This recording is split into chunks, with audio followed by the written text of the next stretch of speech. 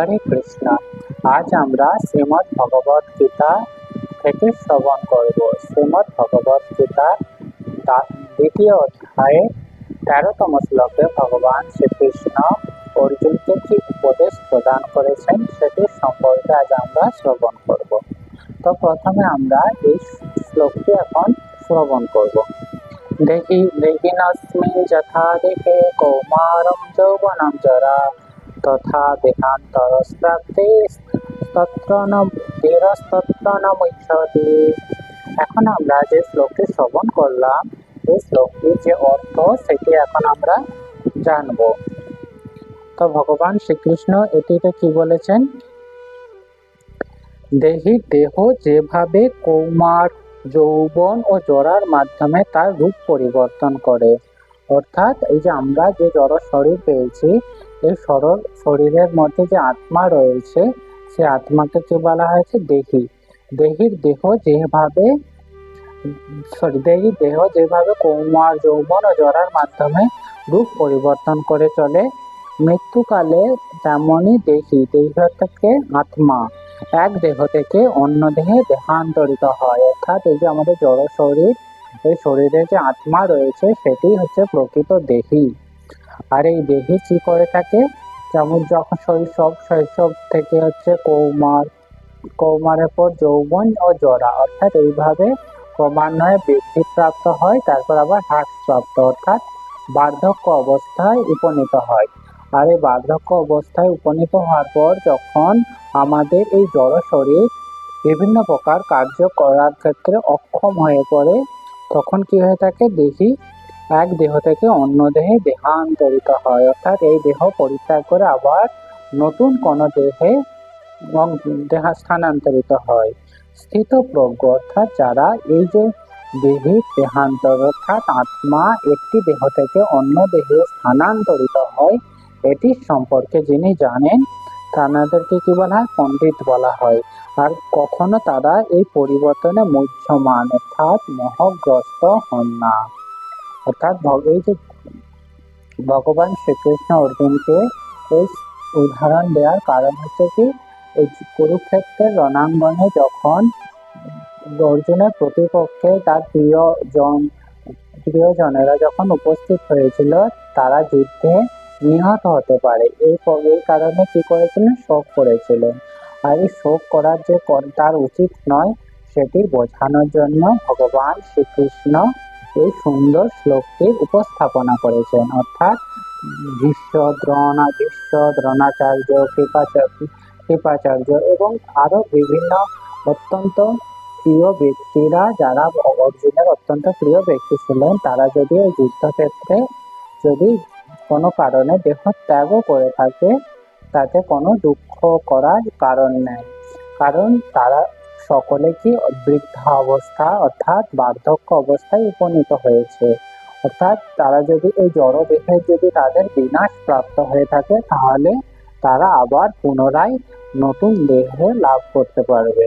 এছাড়াও কি, তারা যেহেতু পুণ্যাত্মা অর্থাৎ অত্যন্ত মহান ব্যক্তি, তারা অবশ্যই ভগবান শ্রীকৃষ্ণের কাছে বা ভগবত ধাম বা বৈকুণ্ঠে অবশ্যই ফিরে যাবে, এতে কোনো সন্দেহ নেই। তাই ভগবান শ্রীকৃষ্ণ অর্জুনকে বলছেন এ বিষয়ে কোনো প্রকার সন্দেহ করতে নেই। আমরা প্রতিটি জীবই হচ্ছে কি জন্মগ্রহণ করে থাকি। আর এই জন্মগ্রহণ করার পর যে আমরা যেমন শৈশব অবস্থা থেকে আমাদের কৌমার থেকে যৌবন এবং যৌবন থেকে বার্ধক্য অবস্থা, অর্থাৎ এইভাবে আমাদের দেহের পরিবর্তন হয়ে থাকে। আমাদের দেহ কখনো স্থির নয়। অর্থাৎ এইভাবে যেমন শৈশব অবস্থা, কৌমার অবস্থা, যৌবন অবস্থা, বার্ধক্য অবস্থা, অর্থাৎ একটি চক্রাকারে আমাদের জীবন আবর্তন হতে থাকে। আর যখন কেউ শৈশব থেকে কৌমার অবস্থা লাভ করে থাকে, কৌমার থেকে যৌবন অবস্থা লাভ করে থাকে, তখন আমরা সাধারণত কি লাভ করি? তখন আমরা আনন্দিত বোধ করে থাকি। ঠিক তেমনি কৌমার থেকে আমাদের আবার যৌবন থেকে বার্ধক্য অবস্থা, সেই বার্ধক্য অবস্থা আমাদের দুঃখ আসে। কিন্তু এই যে দেহের যে পরিবর্তন, এই পরিবর্তন কি, এটা হচ্ছে প্রাকৃতিক। অর্থাৎ এটা অবিসম্ভাবী। যেহেতু এটা অবিসম্ভাবী, যারা পণ্ডিতগণ তারা কখনোই এইটির ব্যাপারে দুঃখ করে না। দেহ যখন অকেজ হয়ে পড়ে, অর্থাৎ আমরা যখন বার্ধক্যে উপনীত হয়ে পড়ি, তখন আমাদের শরীরের বিভিন্ন অংশ আমাদের অকেজ হয়ে পড়ে। আর এই অকেজ হয়ে থাকার ফলে এই শরীর তখন কার্যকরী আর কোনো কিছু কাজ করার ক্ষমতা থাকে না। তখন হচ্ছে আত্মা সেই দেহ পরিত্যাগ করে আবার নতুন শরীর গ্রহণ করে। যেহেতু জড় শরীর অর্থাৎ জরা শরীর অর্থাৎ বার্ধক্যগ্রস্ত শরীর পরিত্যাগ করে পুনরায় নতুন সুন্দর শরীর যেহেতু আত্মা পায়, তাই আমাদের কি করা উচিত? আমাদের আনন্দিত হওয়া উচিত, যেহেতু মৃত্যুর পরে আমরা আবার পুনরায় নতুন শরীর লাভ করব। আর যেহেতু এই জীবনে আমাদের কি করতে হবে? শাস্ত্র অনুযায়ী আমাদের কর্ম করতে হবে। শাস্ত্র অনুযায়ী যদি আমরা কর্ম করে থাকি, তাহলে আমাদের ঊর্ধ্বগতি সুনিশ্চিত হবে। আর যদি আমরা এই জড় শরীর পেয়েছি, আর এই জড় শরীরে আমরা বিভিন্ন প্রকার কুকাজ বা খারাপ কাজ যদি করে থাকি, তাহলে আমাদের অধোগতি হতে পারে। তাই ভগবান শ্রীকৃষ্ণের কৃপায় আমরা যে জড় শরীর লাভ করেছি, সেটি ভগবানের সেবায় আমাদের লাগাতে হবে, তাহলে আমাদের জীবন সার্থক হবে। আর যারা ধীর ব্যক্তি, ভগবান শ্রীকৃষ্ণ কাদের কথা বলেছেন? যারা ধীর অর্থাৎ সর্ব অবস্থাতেই স্থির হয়ে থাকে।